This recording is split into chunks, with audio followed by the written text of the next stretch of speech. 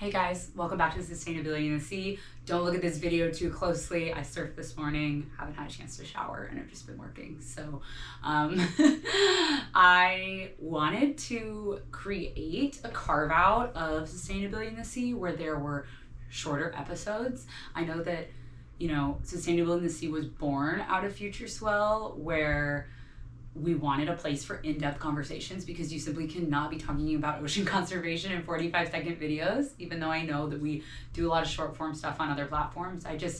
I wanted this place to be like a celebration of the nuance and the details, and for the most part it's been that up until now. And I personally have to lock in for like a 1 hour episode of a podcast I'm listening to, and I was thinking about how, as a listener, for me, I sometimes like a just good 15-minute one. So I think we're going to start kind of sprinkling these in every once in a while and make it hopefully like an access point for you guys to just listen to when you're going on like a quick drive or when you're walking to class, or just something that isn't so much of a time commitment. So that being said, let's get into it. Welcome back to Sustainability in the Sea.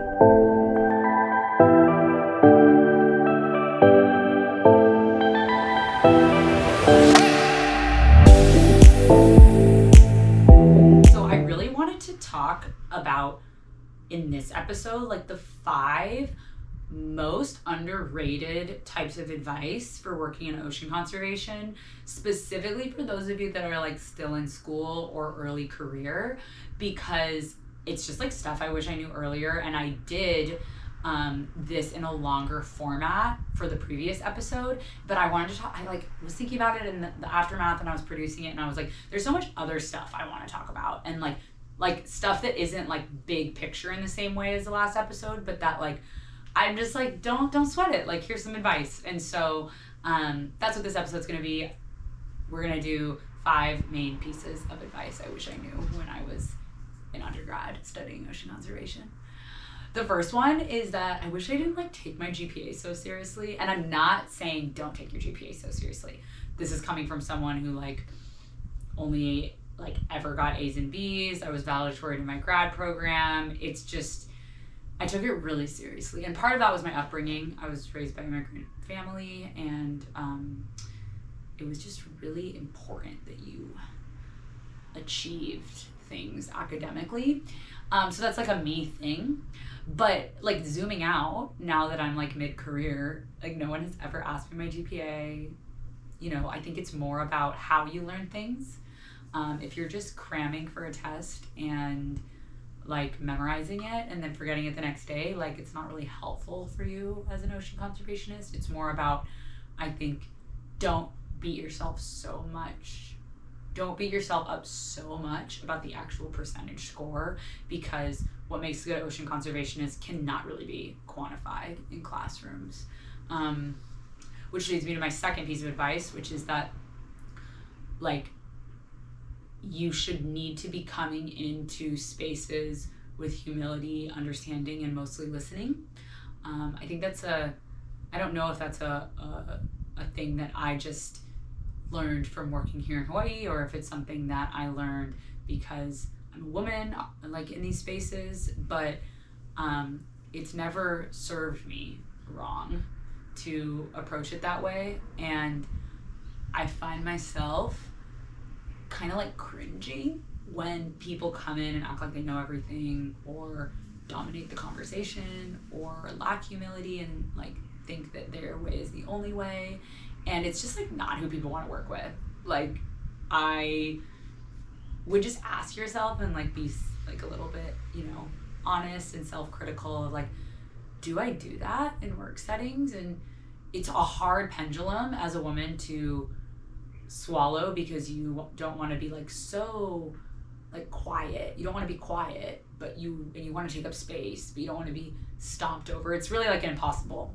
It's impossible. So just take this with a grain of salt, knowing that I've experienced all of those things, and it's hard to thread the needle, but that I find that coming into a space, listening and learning more than anything else, the first 20 times I go into an area is very important.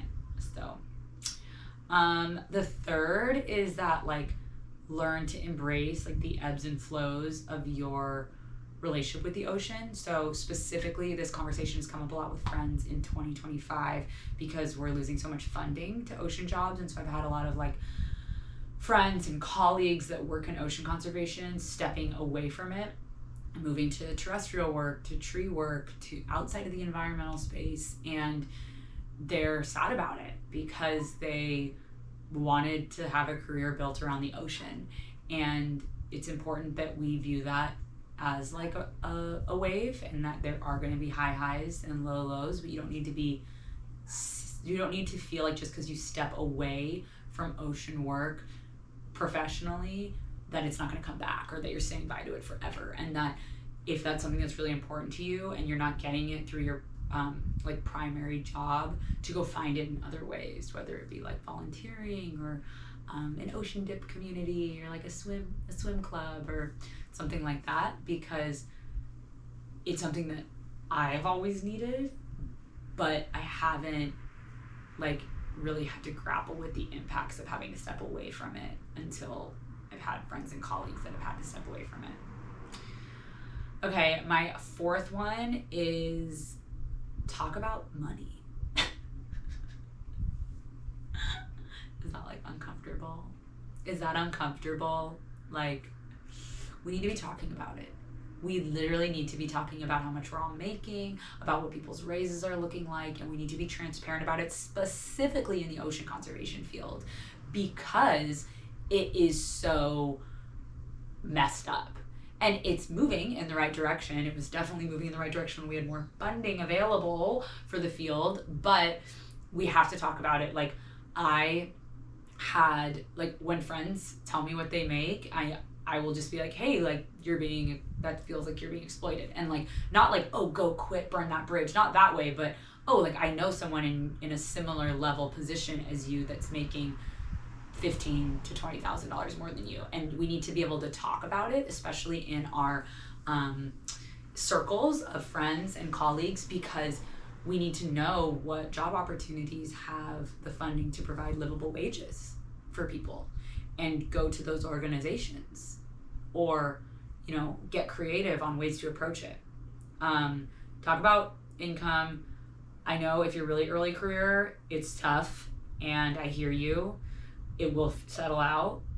And I always say, this isn't like this isn't like the advice as one of the 5, but I do always say, like, invest in like higher value skills to orgs, like irreplaceable positions that maybe work on grants or proposals or strategy or development or management or things like that, the best you can, right?